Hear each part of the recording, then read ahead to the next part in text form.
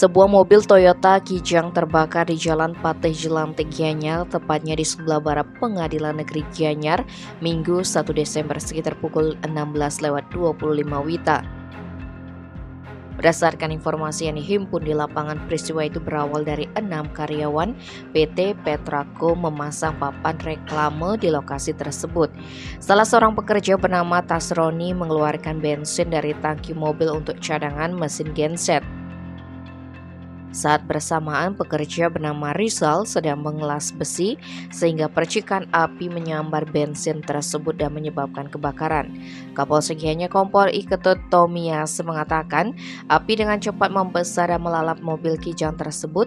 2 orang pekerja atas nama Tasroni dan Tarjo juga mengalami luka bakar dan langsung dilarikan ke UGD RSUD Sanjiwani.